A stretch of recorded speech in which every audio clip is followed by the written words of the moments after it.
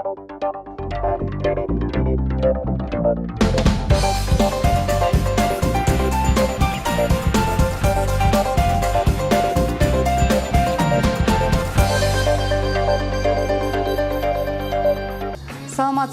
Эфирде «Бизнес башта» программасы. Аты айтып тургандай эле, бизнес баштоочуларга керектүү кеңешибиз менен жардам берүүнү улантабыз. Бул жолу тест татым жайларын ачып, кантип акча тапса болорун көрсөтөбүз. Киреше мол болсун десеңиз, биз менен бирге болуңуз.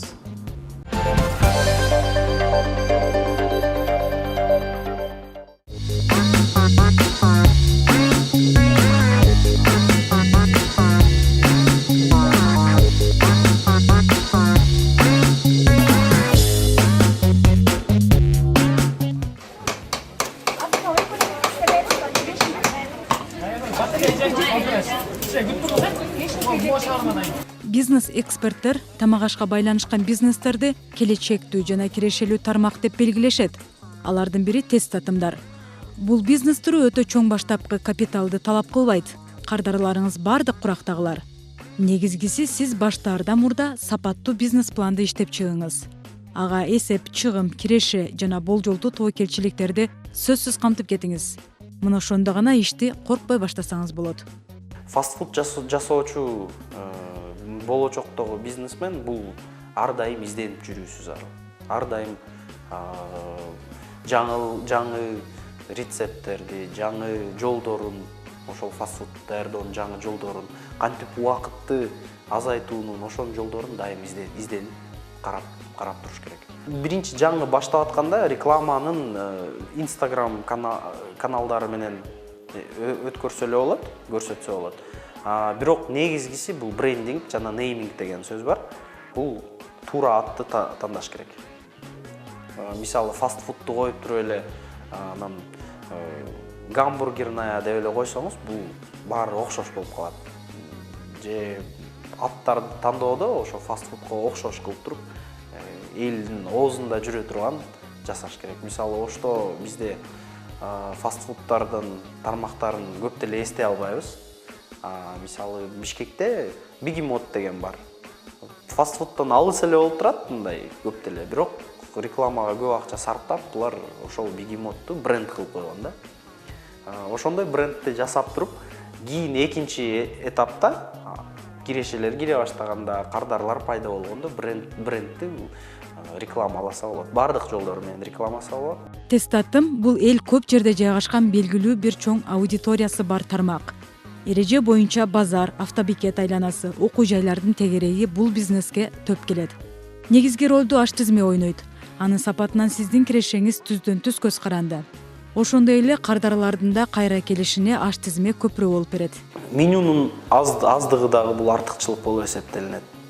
Фастфуд бизнесинде адамдарды көп менюнун көп ассортиментин көрсөтүп жасоонун эч кандай кажети жок. Ал жакта адам келиш керек. Фастфудка ким келет көбүнчө? Фастфуд жеген адамдар, булар убактын аяп, же студенттер, жанагы чоң переменада, чоң тынууда барып туруп эле 50 сом, 100 сомго 2 мүнөт, 3 мүнөттүн ичинде тамак даярдап жеп кеткенге кызыктар адамдар. Ошондуктан бул көп ассортиментти коюунун кереги жок. Бир ашып кетсе, бир 7 ассортимент болсо, чизбургер, гамбургер, фри, шаурма коюп туруп эле, ошонун баарын жасап туруп эле сата берсе болот. Сиз ачкан тест татым жайынын ички дизайны жагымдуу жана ыңгайлуу болушу зарыл. Негизги шарты катары тазалык, оперативдүүлүк жана буйртмаларды тактык менен аткаруу. Кошумча айтчу болсок, кананын бир бурчун суусундуктун түрүнө толтуруп койсоңуз да жакшы. Анткени сиздин күркөөгө курсагы ач эле киши эмес, чаңкагандар да баш багаттыр. Баса, стулдарды да ыңгайлаштыруунун камын көрүңүз. Себеби ар курактагы кардарлар, балким кичине балдары менен келгендер болот. Бул бизнестин күчү бул поварда болот. Жасоочу адамда болот. Ал адам бир Россияда же башка атайын үйрөнүп, окуп келген болсо, бул ишти тез алып кете алат. Экинчиден бул даамы биз эми жөнөкөй студенттер бардык бири-бирин таанып, азыр мына социалдык тармактан тез өнүккөндүгү үчүн бир жакшы жер ачылып, тамагы таттуу болсо, ал жөнүндө маалымат бат кетти аркайын. Ошол студенттердин арасында сарафанный радио жолу менен бир жеринде жакшы же жамандыгынын сапаты эл студенттердин арасында, жөнөкөй элдин арасында аябай тез таркан. Эми коркунуч жактарын айтып аткан болсок, бул ошол эле учурда тамакты таза жасабагандыгы.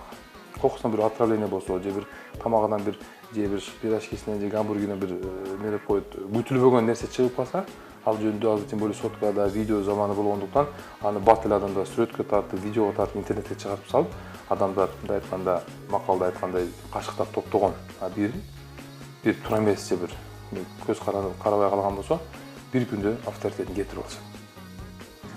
Жогоруда биз бул тармактын фишкасы катары аш тизмени атап өттүк. Сиз ача турган фастфуд жайынында болжолдуу түрдө төмөндөгүдөй менюсу болушу керек. Графика менен көрсөтүп беребиз.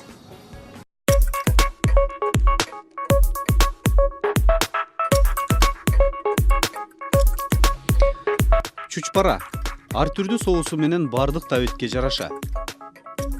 Классикалык хот-догтор, ысык жана муздак бутерброддор. Ар кандай начинкасы менен блинчиктер. Пирожки майга же духовкага бышкан. Таттуу токоштор, булочкалар. Котлет. Ичимдиктер, газдалган жана газы жок суулар. Кофе жана чай. Жумуртка, манты, пицца, фри.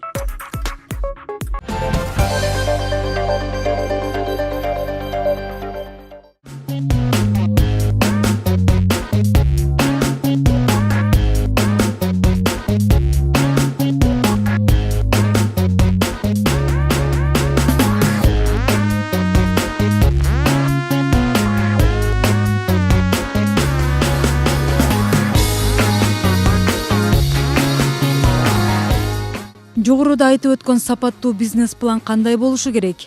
Анткени бизнести кыймылга келтирген негизги баскыч ушул. Тез татымдын ишмердүүлүгүн жакшыртмак болсоңуз, алгач анын жайгашкан ордуна маани бериңиз. Бул деген негизги кардар ким экенин аныктап берет. Шаардын ичиндеги жакшы орун алып алса, жакшы сатыла турган, адам көп өтүүчү, студенттер көп өтүүчү жерлерде ээлеп калса, ал жерден арзан болгондуктан тез татым бизнеси көптөгөн киреше алып келгенге чоң мүмкүнчүлүктөр бар. Дагы жакшы жери бул оңой жасалат. Ашыкча өнөрдүн деле керек эмес. Мисалы сиз кафе же ресторан ачсаңыз, повар алыш керек.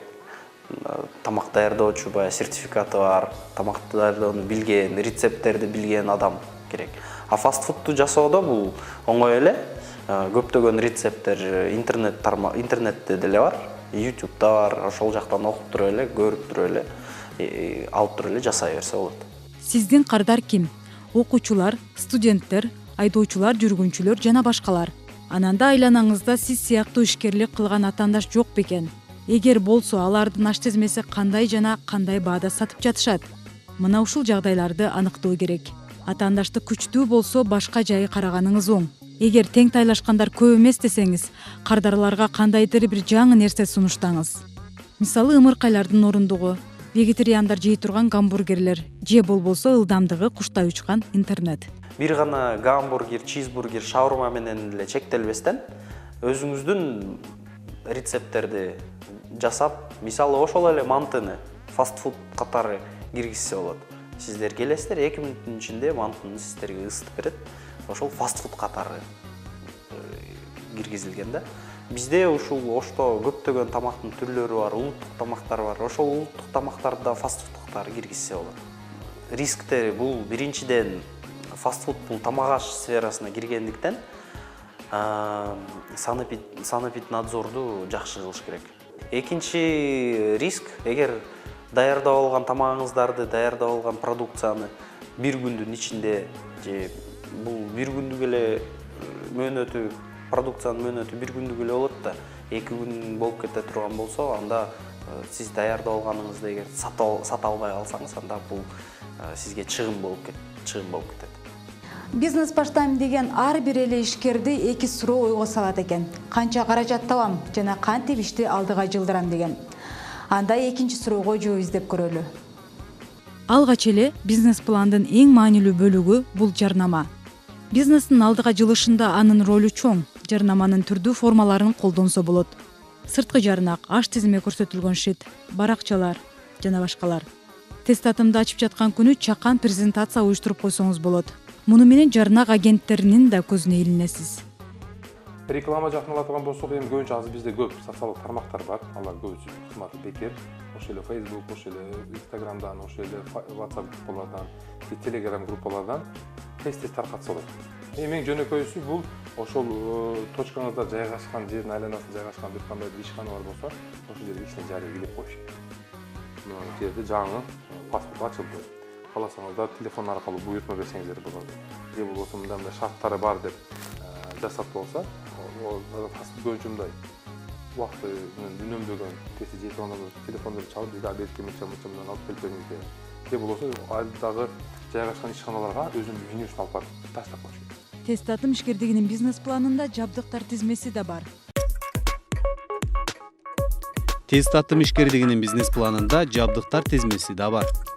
Микротолкундуу печ, эт туурагыч, муздаткыч витринасы, кофе машинасы, идиш аяк, бир жолу колдонуучу желим идиштер, оригиналдуу жыгач, керамика идиштер жана экологиялык кагаз колдонмолор. Ал эми персоналына ашпозчу, идиш пол жуучу адам, официанттар, сатуучулар жана техникалык кызматкерлер кирет. Адатта кызматкер алууда көп ишкерлер 20 жаштан 30 жашка чейинки улан кыздарды көп тандашат. Бирок биз аны сунуштабайбыз. Жаштарга салыштырмалуу орто курактагыларды ишке чакырсаңыз максаттуу, анан жоопкерчиликтүү болушат. Эмнеге дегенде алар иш тандап убакыт короткулары келбейт. Азыр дүйнөдө эң чоң ресурс убакыт болуп кетип атпайбы? Акча деп айтышат, акча керек депчи, бирок акчадан дагы азыр адамдардын убакыты эң чоң ресурс болуп эсептелинет. Ошондуктан адамдар азыр мүмкүн болушунча тез тамактанууга, мүмкүн болушунча тамакты тез даярдап, тез жеп, калган жумушун улантууга кызыктар болуп калган да. Ошондуктан фастфудтун дагы бир артыкчылык жери бул клиенттердин азайбоосу жана көбөйүүсү. Колдон келишинче түнкү кечке чакка чейин иштеш керек. Азыр көчөдө көп студенттер үйүндө тамак жасабайт. Көчөдө даяр ошол фастфудтардан тамак алып үйгө кетүүгө аракет кылат. Ошону баары ойго тутуп, жолдун жайгашкан жерин ойго тутуп, жакшы повар таап, тамагын бир сапаттуу, анан бир баасы туура келе турган базарга камдайт. Конкуренттүү бир баа кое турган болсо, бул бизнес өтө жакшы. Тез да анан мындай эме деп койду. Бир жөнөкөй бир кичүү ишкана калып, бир жакшы пайда алып келиши мүмкүн. Болочок ишкер алгач өзүнүн фирмалык стилин тандап алганы дурус. Балким бир түстү карманып, таңгакты же дизайнды ошол өңгө байлайттырсыз. Ошондой эле ашкана бардык санитардык нормаларга жооп бериши керек. Кардар өзүнүн коопсуз экенин сезиш үчүн анын көзүнчө идиш аякты таза жууп, стол, текче, пол чаңдары бат-баттан сүрүлүп турушу шарт. Мына ушул биз жогоруда айткан эрежелердин баарын эске алсаңыз, сиз демек ишкер болдуңуз. Бирок башкысын унутпаңыз. Бизнес баштоодо документ иштери бар. Эми төмөндөгү графика менен кагаз иштерин кантип бүтүрсө болорун көрсөтүп берели. Бизнестин бул түрүн баштайм дегендер адегенде патент алыш керек. Патент ыктыярдуу жана милдеттүү болуп бөлүнөт. Суммасы ишкердиктин түрүнө карап 350 сомдон 35 000 сомго чейин жетет. Патентти кантип ачат? Кеңири маалыматты графика түрүндө түшүндүрүп беребиз. Алгач жашаган аймагыңыздагы салык кызматына барасыз. Ал жерден бирдиктүү терезе тейлөө борборун табышыңыз керек. Аларга тиешелүү документтерди тапшырасыз. Ыктыярдуу патент үчүн паспорттун көчүрмөсү, бир дана 3-4 өлчөмдөгү сүрөт, салык төлөгөндүгү тууралуу дүмүрчөк, квитанция, жашаган жериндеги стат комитетте катталгандыгы жөнүндөгү күбөлүктүн көчүрмөсү, эгер бар болсо. Милдеттүү патент үчүн паспорттун көчүрмөсү, бир дана 3-4 өлчөмдөгү сүрөт, салык төлөгөндүгү тууралуу дүмүрчөк, квитанция, жашаган жериндеги стат комитетте катталгандыгы жөнүндөгү күбөлүктүн көчүрмөсү, эгер бар болсо. Лицензиянын көчүрмөсү зарыл болгон учурда. Эгер ушул документтерди алсаңыз, мыйзам чегинде иш жүргүзгөн толук кандуу жеке ишкер болосуз. Колуңуздан эмне мүмкүнчүлүк келет? Убакыт келди, азыр жасаңыз. Эч качан бош олтурбаңыз. Жасаган ишиңиздин жыйынтыгынан рахат алыңыз. Мына бул ийгиликтин сыры болсо керек. Амандашканча деп калам. Баса төмөндөгү даректер аркылуу ар бириңиздерден сунуш пикирлерди күтүп калабыз.